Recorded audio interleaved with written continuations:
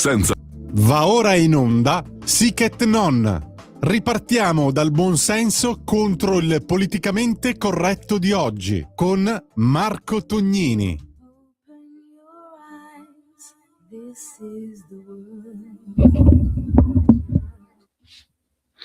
Grazie amici di Radio Libertà, bentornati alla nostra consueta rubrica di appunto pensiero woke, di indagare anche questa volta nelle notizie della settimana per andare poi a verificare un po' quelle che sono le forme di propaganda surrettizia che spesso e volentieri appunto attanagliano i media, diciamo, mainstream.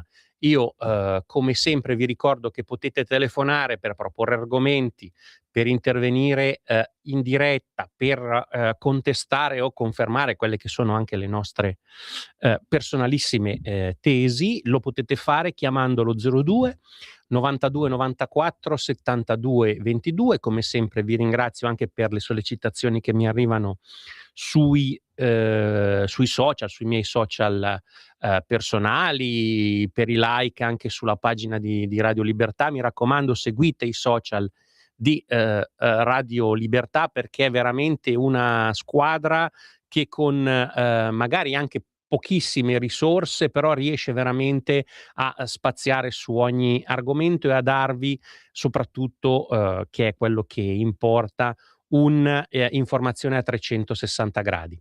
Quindi cominciamo subito. Mi hanno chiesto, dovete sapere, ma non parli più della flottiglia proprio adesso che c'è questo ritorno, questa ripartenza della flottiglia? Beh, direi che più che volentieri vi vengo incontro, perché insomma voi sapete che non vogliamo abbandonare questo grande personaggio, la mia concittadina Ilaria Salis, che ancora una volta è protagonista di queste grandi iniziative umanitarie. Assolutamente qualche quotidiano, ahimè, sovranista ha parlato di comica partenza per Cuba della flottiglia. La realtà qual è? La realtà qual è che diciamo questa iniziativa, che comunque ha avuto qualche problemino per quanto riguarda poi la spedizione verso Israele, ha pensato bene di ripetere il giochino di visibilità mediatica e quant'altro su Cuba, con qualche problemino, perché poi andare a portare comunque aiuti a Cuba va benissimo, ci mancherebbe, specialmente in un periodo dove ci sono situazioni anche particolari a livello economico. Però insomma non possiamo dimenticare, non possiamo non ricordare che si tratta di un regime che negli anni ha visto scappare da casa sua verso le coste, diciamo, soprattutto della Florida, ma non solo, quasi 1.200.000 persone. Stiamo parlando di un regime che ha incarcerato 20.000 persone, di un regime che comunque ha avuto anche momenti importanti di repressione, insomma. Artisti, intellettuali, attivisti, secondo quello che è il report di Amnesty International, subiscono molestie, intimidazioni, arresti, il dissenso politico è limitato, non esiste di fatto alcun tipo di media privato, quindi c'è censura preventiva, recensioni nell'assetto a internet, c'è una parte di diritti economici e sociali che sono fermati. Certo, il governo parla molto dell'embargo statunitense, però di fatto il governo non fa nulla per aprire, diciamo, poi a un'economia che non sia solo un'economia di pura sussistenza, ma creando le basi per qualcosa di più. Non lo si dice perché poi negli ultimi decenni, delle visite papali, ma c'è un controllo statale effettivo sulle attività religiose, a volte non se ne parla, e quindi insomma c'è tutta una serie di problemi che, ripeto, non vengono sottolineati solo da noi brutti, sporchi e cattivi di Radio Libertà, ma da Amnesty International e comunque da associazioni internazionali, dalla stessa ONU. La Salis quindi pensa di andare e che cosa fa? Lo leggiamo bene dalla stampa, di organizzare l'ennesima flottiglia, se non che la flottiglia, se non erro, non è ancora partita. Alcuni personaggi di questa flottiglia, personaggi mediatici, però hanno fatto un po' come ha fatto Mussolini con la marcia su Roma, no? Che mentre diciamo il popolino, no? Le camicie nere erano per strada a prendere l'acqua, eccetera, lui in giacca e cravatta in treno poi è arrivato a Roma tutto bello tranquillo a prendersi l'incarico dal re. Lo stesso è capitato, mutatis mutandis ovviamente, a Ilaria Salis, che è atterrata appunto a Cuba con i suoi aiuti, ha parlato di tonnellate e tonnellate di aiuti, non sappiamo quanti siano, però ci fidiamo, diciamo. Ci fidiamo e quindi è arrivata bella tranquilla, bella fresca, come si dice da noi a Milano. E che cosa ha fatto? Non ha resistito, a dimostrazione che non è una missione umanitaria, ma è una missione estremamente politica. Souvenir da Cuba, selfie con la figlia di Che Guevara, insomma mi sembra chiaro. Allora, indaghiamo anche sulla stampa. Vacanze cubane di Ilaria Salis con immancabile souvenir, il selfie con la figlia del Che. Il che ha di involontariamente comico un risvolto social dell'ultima spedizione dell'europarlamentare. In bella compagnia, visto che sulla flottiglia che partirà tra qualche giorno, senza timore che venga abbordata come quella per Gaza, ci sarà pure Mimmo Lucano, il pluripregiudicato Mimmo Lucano, però amatissimo da questi signori. Che emozione, scrive la Salis, con Aleida Guevara, compagna, dottoressa e figlia del Che. Atterrati ieri sera all'aeroporto internazionale José Martí dell'Havana, abbiamo consegnato le tonnellate di medicinali, mi auguro che sia così, grazie alle vostre donazioni. Ha spiegato poi Salis, che si è unita al European Convoy, che riunisce una vasta rete internazionale di solidarietà composta da delegati di 19 paesi, scusate, oltre che da 50 associazioni. In un altro post che la ritrae con Lucano, arringa: sono state innumerevoli le risoluzioni ONU che hanno condannato l'embargo statunitense contro Cuba, misura coercitiva unilaterale usata come strumento di pressione politica ed economica. Ecco, vediamo, iniziativa partecipano 13 organizzazioni politiche e sindacali, tra cui CGIL, FIOM, Sudcobas, Sinistra Italiana, Rifondazione Comunista, AVS, Potere al Popolo, Revolutionary Communist Group, Gioventù Comunista Austria, Verdi Europei e DiEM25. Prendono parte anche 4 delegazioni europarlamentari con Ilaria Salis, Mimmo Lucano, Emma Furro e Marc Botenga. Una compagnia entusiasta per il viaggio a Cuba. Ecco, no, auguriamoci che davvero questi aiuti arrivino a chi diciamo a chi meritano. Vi ricordiamo però che c'è uno storico britannico che è Hugh Thomas, un'autorità nella storia dei regimi rossi, che parla di circa 15.000, 17.000 morti cubani per motivi politici, e il conteggio, come voi sapete, si ferma sostanzialmente alla compilazione poi del libro rosso del comunismo, quindi sostanzialmente fino agli anni 2000. Da Cuba, ecco, lo ripetono anche i giornali, sono scappate 1.200.000 persone, circa il 10% della popolazione. Ecco, non si occuperanno però di prigionieri politici, evidentemente, questi signori che sono andati a fare questa passerella a Cuba, ed è francamente un peccato. Insomma, vorremmo fare un focus serio sull'isola di Cuba, e sicuramente la situazione attuale è, come dire, inasprita dalla presenza di un regime che ha perso il suo, come dire, il suo simbolo effettivo, che era Fidel, e poi abbiam visto Raúl, abbiamo visto Diez-Canel, questi funzionari sempre più, come dire, imbolsiti, no, un film che abbiamo già visto per esempio con Maduro.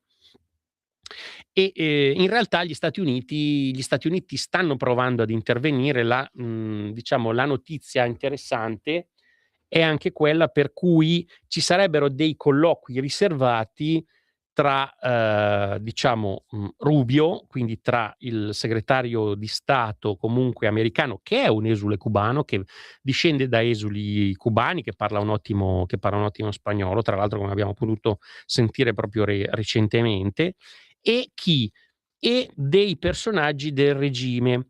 Spunta un nome nuovo, ma anche molto particolare, che è Raúl Guillermo Rodríguez, nipote di Castro, nipote di Raúl Castro, che si prende appunto la scena, un personaggio anche particolare, è soprannominato il Granchio per una malformazione a una mano. Nelle ultime settimane si è fatto notare nei vari vertici, e chiamato Raulito poi alla fine, perché è il figlio di una delle figlie di Raúl Castro, e sostanzialmente fa parte un po' di quella nomenclatura comunista che diciamo, al di là poi delle prese di posizione, insomma, sempre molto a favore del popolo, insomma, ha degli affari abbastanza particolari. La stampa ricorda che tra il 2024 e il 2025 ha compiuto almeno 25 viaggi verso Panama su un jet privato, legato appunto alla leadership militare di Cuba. Ha un passaporto diplomatico, ma erano tutti viaggi legati ad affari, acquisizioni e investimenti personali di Raulito e della famiglia, costruite diciamo attraverso sostanzialmente un uso privatistico di quelle che poi sono le risorse pubbliche di Cuba. Raulito peraltro non è amatissimo, in particolare per lo stile di vita opulento, dice la stampa, che sfoggia nei suoi viaggi. La sorella minore vive in un esilio dorato tra Panama, Ginevra, Parigi e New York, e ripete, questo dovrebbe anche raccontarci molto di un regime che premia i suoi personaggi con quello che poi in realtà ha criticato agli altri regimi, e quindi insomma c'è questa ipocrisia di fondo che i personaggi, gli entusiasti alla Ilaria Salis non colgono o fingono di non cogliere. Ecco, questa è la notizia che volevamo darvi, che ci è parsa insomma abbastanza particolare.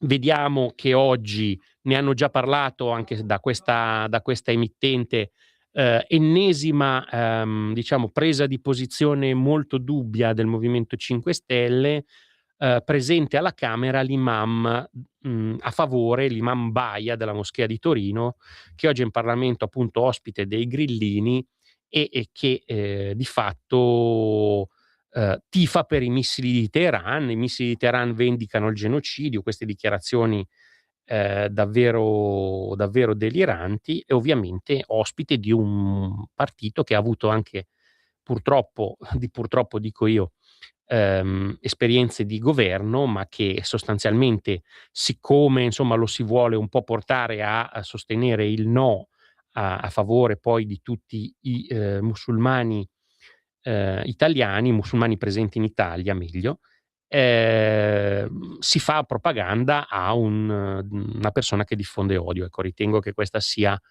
una notizia veramente delirante, e insomma c'è da riflettere. Vedo che abbiamo una chiamata, la facciamo passare subito. Pronto? Ciao, chi sei, da dove chiami? Buongiorno dottor Tonini. Buongiorno. Lisetta. Ecco, io volevo parlare dell'addio del capo antiterrorismo, naturalmente americano, si parla Sì. sempre dell'America, e la Sì. distanza tra Donald Trump naturalmente e la sua base. E allora Trump, secondo me, dottor Tonini, deve temere l'effetto delle dimissioni di Kent, e non parlare più anche certi giornali italiani. E allora, nella sua lettera di addio, Kent parla di funzionari, mi sembra israeliani di alto livello, e membri influenti dei media americani che avrebbero condotto una campagna di disinformazione per ingannare il presidente sul tema iraniano. Da quello che ho capito io, che ho letto in biblioteca. Dunque la situazione, dottor Tonini, si fa complicata. Donald Trump si è cacciato in una guerra, secondo me, da cui non sa come uscire. Gli Stati Uniti e Israele riescono a colpire i leader iraniani, ma non a cambiare il regime, secondo me, senza un intervento diretto sul terreno, con tutti i rischi che ciò comporterebbe. E nel frattempo, dottor Tonini, è Teheran, non Washington, secondo me, che ha la mano sul rubinetto dei flussi energetici. Il Presidente agisce seguendo il suo istinto, convinto di poter fare quello che voglio, per eliminare i nemici, sempre secondo me. I suoi alleati, dottor Tonini, però ricordano le promesse fatte e cominciano a chiedergli conto di quello che rischia di diventare il più grande errore della sua presidenza. Tutto qua, io la saluto e una buona settimana anche a lei. Grazie di questo spunto. Ripeto, qui non c'è da mettersi la maglietta di Trump o di anti-Trump. Evidentemente c'è stato soprattutto un'influenza molto importante di Israele in questa decisione, è evidente nei colloqui con Netanyahu e quant'altro. Ci sarà anche da capire come verrà chiusa questa vicenda. Non credo che si arriverà ad un regime change, perché se non nasce qualcosa in loco è molto difficile poi intervenire. Lo abbiamo visto in Iraq, cioè c'è tutto un problema legato anche alle tribù in Iraq, e in Iran, diciamo, lo Stato è molto più compatto, senza contare che insomma abbiamo visto nel passato, almeno io ho esperienza di almeno un paio di volte, che quando ci sono state queste rivolte, per esempio per il caso di Mahsa Amini, per il caso comunque legato al velo, o anche per la brutalità dei Pasdaran, il regime è stato davvero sanguinario e ogni tot anni questi ammazzano 10, 15, 20.000 persone, dei loro cittadini in piazza, ed è una dittatura molto forte. Quindi è chiaro che suscita, diciamo, i peggiori, come dire, le peggiori reazioni. Bisogna però agire evidentemente come dire, con la testa sulle spalle. Joe Kent è un veterano, è stato un supporter importante di Trump, esponente del movimento MAGA, si è dimesso da capo dell'antiterrorismo, anche perché probabilmente questa vicenda lascerà degli strascichi, perché sicuramente insomma di pazzi in giro per il mondo, pazzi nel senso di invasati anche dalla retorica jihadista, purtroppo non mancheranno, e quindi insomma è sicuramente la prima creppa nell'amministrazione Trump. Come verrà gestita lo vedremo anche nel prossimo mese, e insomma come verrà poi riportata la tranquillità e un sistema di de-escalation che può passare per un presidio sullo stretto di Hormuz, ma anche ripeto, per una de-escalation effettiva anche nelle attività militari, cominciando semplicemente a difendersi da quelli che saranno gli attacchi missilistici iraniani, con appunto le ultime armi che il regime ha, che probabilmente si è tenuto ben nascosto.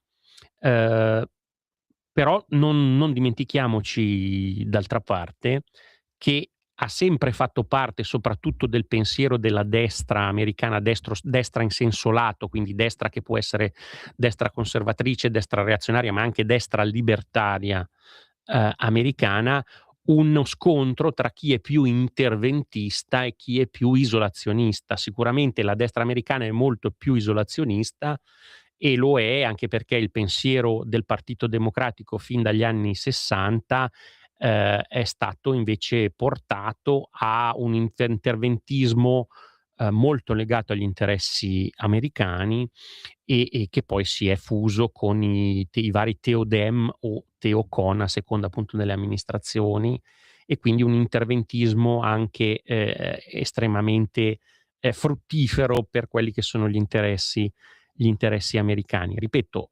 stiamo a vedere come si costruiranno anche le coalizioni nei caucus, diciamo, quindi nelle elezioni di medio termine americane, e se quindi i candidati sostenuti da Trump, o in generale i candidati repubblicani, che poi possono essere anche di tendenza differente dal presidente, avranno un contraccolpo se ci sarà un cambio anche nei numeri, per esempio alla Camera piuttosto che al Senato. Ecco, quindi stiamo un po' a vedere. Sicuramente, ripeto, è una crepa. Trump ha risposto insomma in maniera un po' piccata, però sicuramente vedere un veterano e un sostenitore di Trump, un veterano della guerra dell'Iraq, che diciamo si tira indietro, pone dei dubbi e sicuramente delle domande ben precise. Adesso vi lascio alla prima pausa e ci rivediamo tra poco. Stai ascoltando Radio Libertà, la tua voce libera, senza filtri né censure, la tua radio.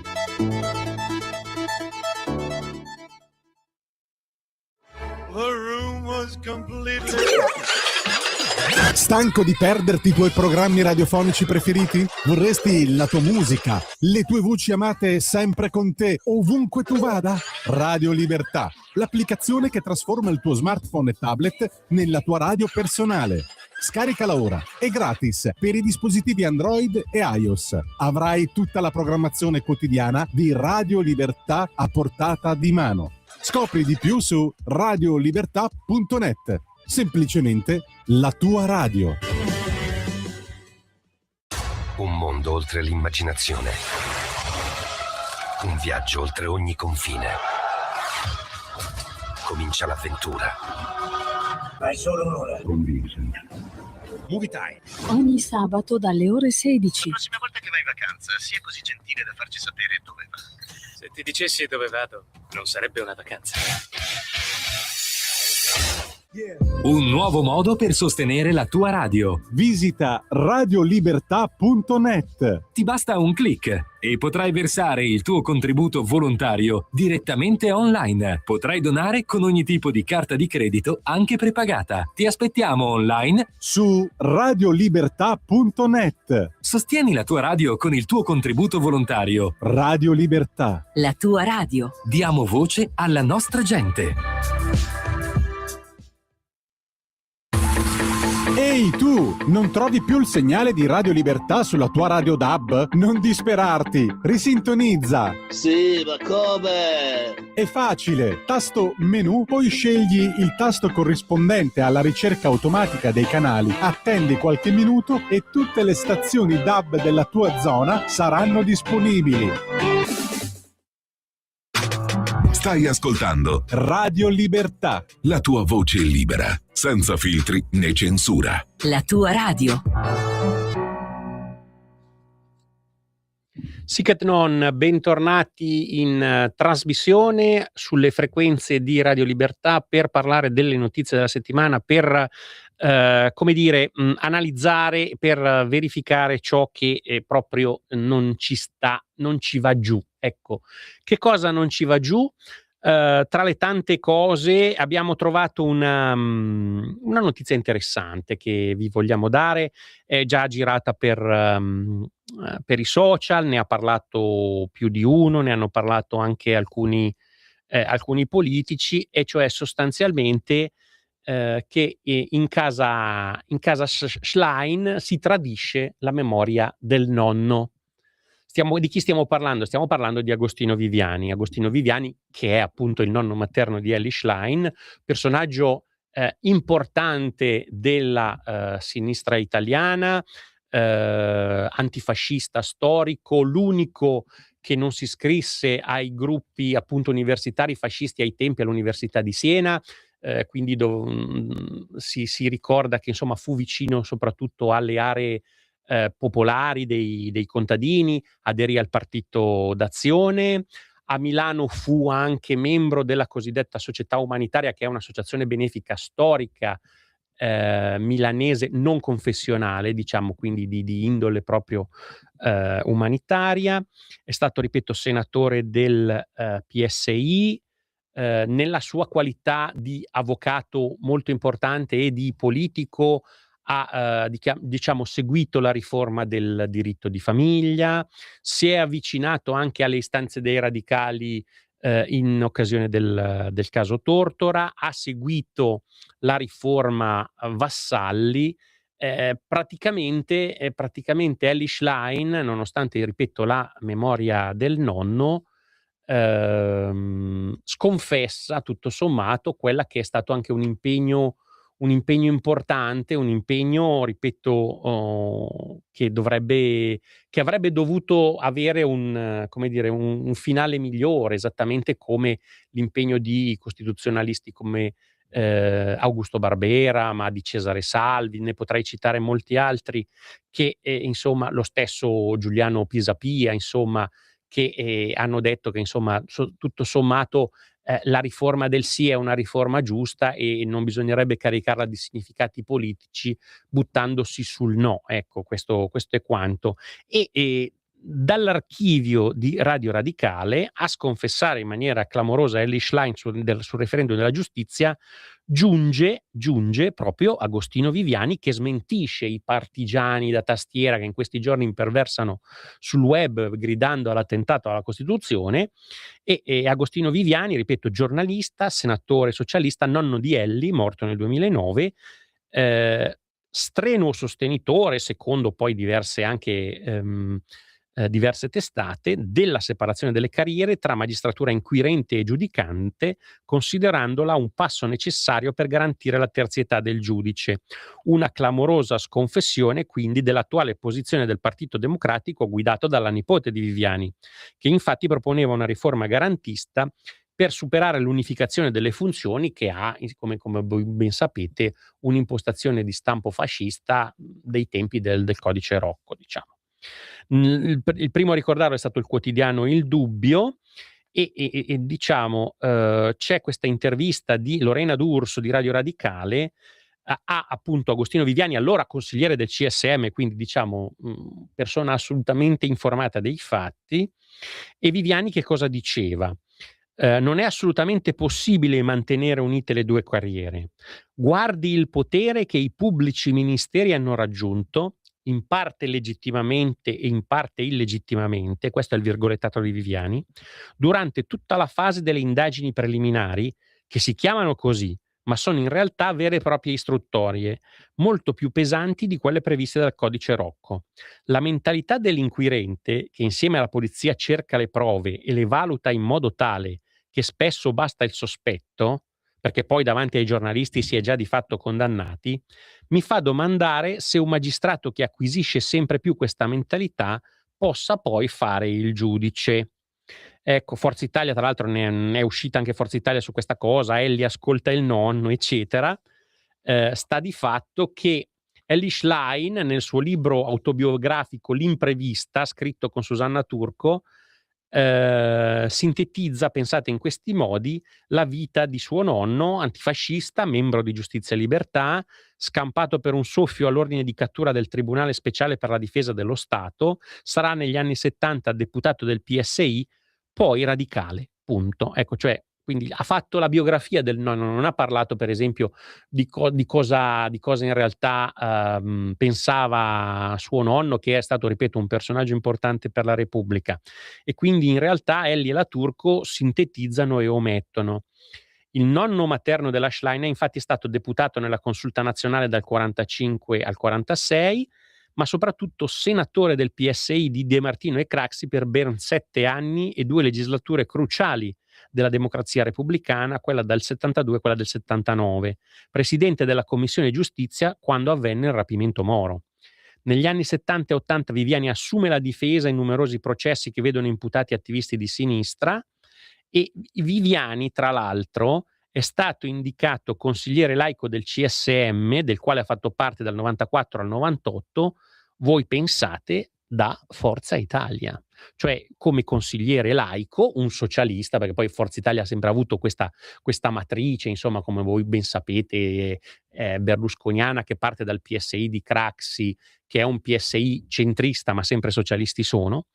Ed è interessante rileggere che cosa aveva detto, se vi ricordate, proprio Fedele Confalonieri al Corriere quando aveva parlato di Elly Schlein, E Fedele Confalonieri disse: Ellie mi è simpatica perché il nonno della Schlein era amico di Silvio, dati ovviamente sbianchettati nel profilo del nonno. Comunque adesso, al di là del gossip, è interessante capire che chiunque abbia, ripeto, stiamo parlando anche di una persona che ha rischiato la vita e quant'altro, che si è schierato in tempi in cui era difficile schierarsi, non, ripeto, i leoni da tastiera.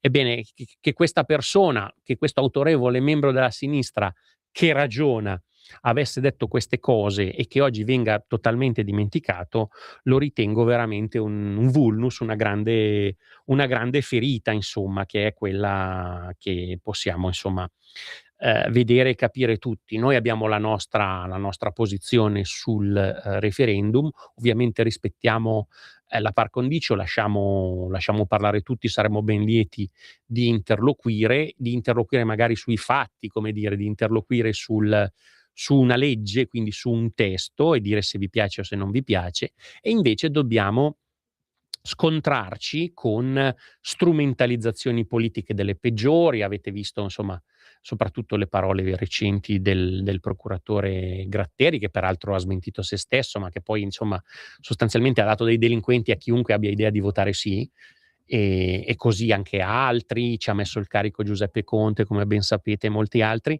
Volevo parlarvi di un caso proprio su questa propaganda abbastanza vergognosa riguardante il referendum, quindi dei casi in cui la propaganda, secondo me, tracima. Abbiamo visto, così sto nella par condicio estrema, abbiamo visto quelle dichiarazioni di quel deputato di Fratelli d'Italia, se non sbaglio, onorevole Mattia di Fratelli d'Italia, che ha detto una cosa assolutamente odiosa. Deputato lucano di Fratelli d'Italia, sì, ha detto questa cosa odiosa: per il sì usiamo anche le clientele, usiamo anche questa. È una cosa assolutamente, diciamo, a noi non verrebbe neanche, non passerebbe neanche per l'anticamera del cervello. Insomma, qualche leghista o ex leghista che oggi vota Fratelli d'Italia dovrebbe pensare al retroterra di certe persone.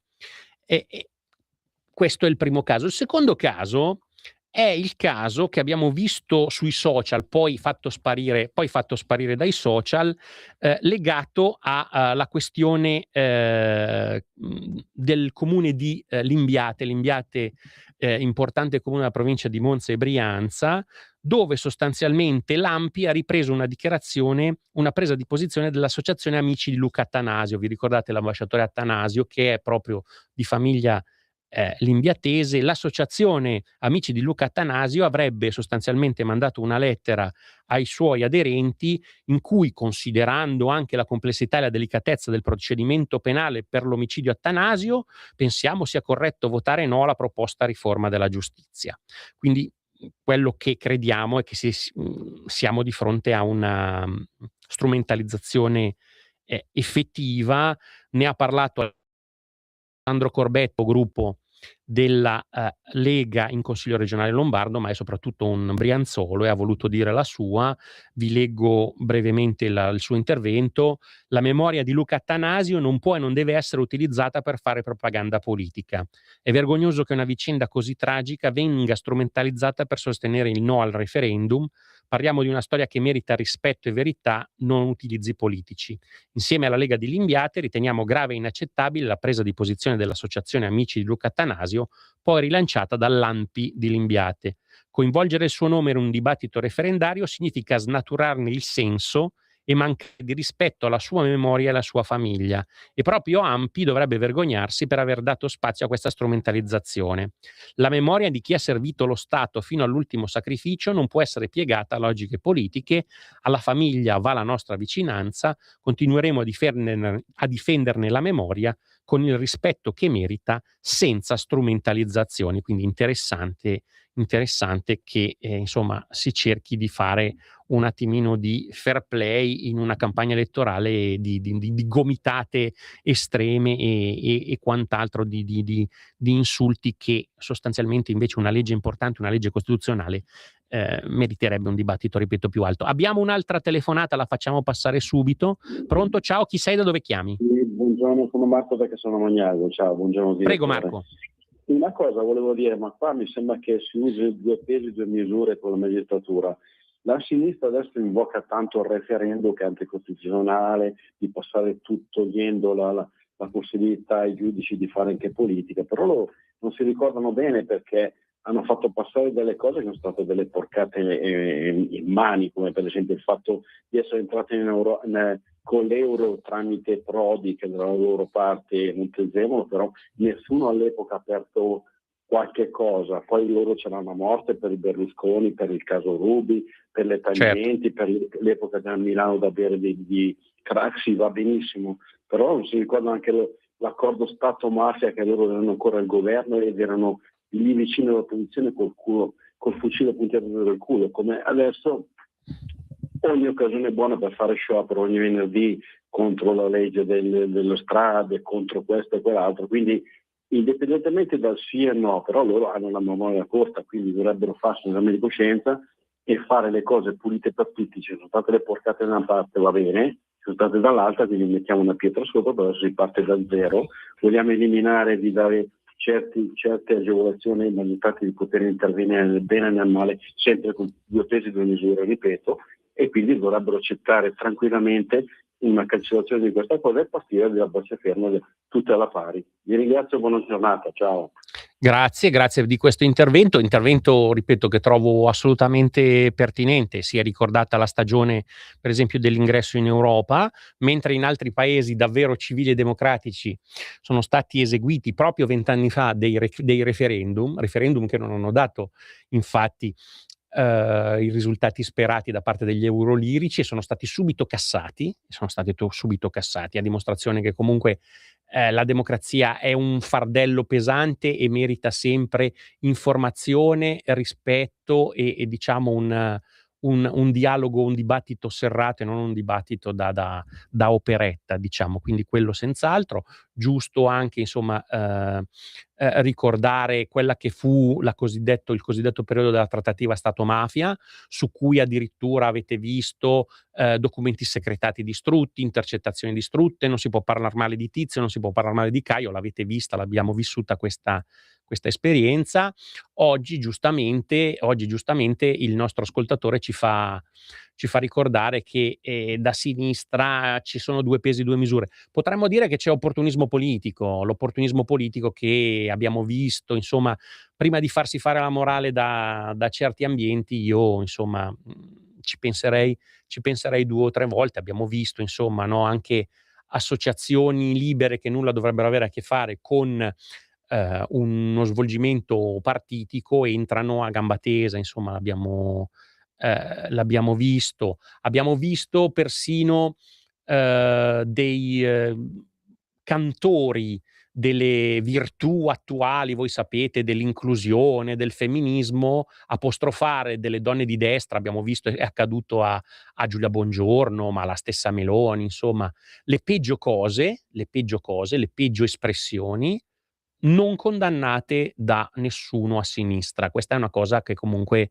insomma, fa riflettere. Vuol dire che forse c'è più questa idea, questa voglia di fare tra guelfi e ghibellini, piuttosto che di seguire un'idea, di portare avanti un progetto che potrebbe perfino incontrare dei compagni di strada inaspettati, perché su una riforma costituzionale come quella di cui si parla adesso, insomma, si potrebbe parlare con idee più ampie, insomma. Può esserci un governo o un altro governo, ma questa riforma, così come tutte le altre riforme, sono fatte, insomma, per dare un assetto migliore al paese, e si deve, insomma, intervenire quantomeno sul merito. Insomma, io ricordo, insomma, perché sono un po' vecchio di politica, non so se un po' vecchio in senso generale, però decidete voi.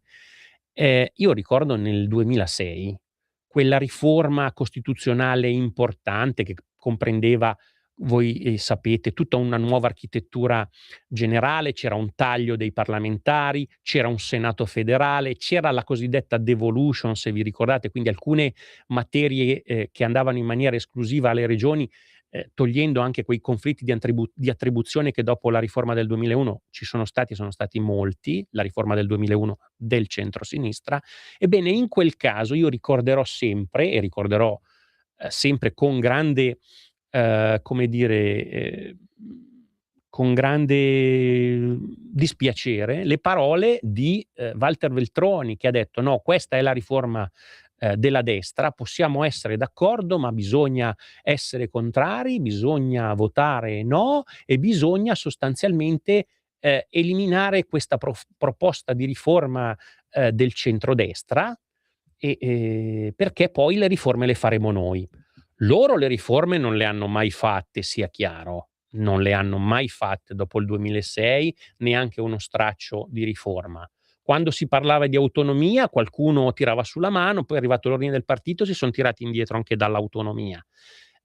Io dico che chi ha il coraggio prenda appunto il coraggio a due mani e vada fino in fondo, il cittadino pensi cos'è bene per anche diciamo l'ambiente giudiziario, le commistioni che ci sono state, molte l'abbiamo viste, dai, tra politica e magistratura, se questa riforma può contribuire a ridare autorevolezza a un ambiente squalificato dal gioco delle correnti che abbiamo visto con lo scandalo Palamara e che esiste tuttora questo gioco delle correnti, e se sarà possibile appunto poi riportare, grazie anche a questa autorevolezza, a una migliore funzione anche appunto il potere giudiziario, che deve giudicare, non deve fare campagne politiche, non deve interpretare, deve giudicare le leggi, e le leggi le fanno i rappresentanti del popolo, punto.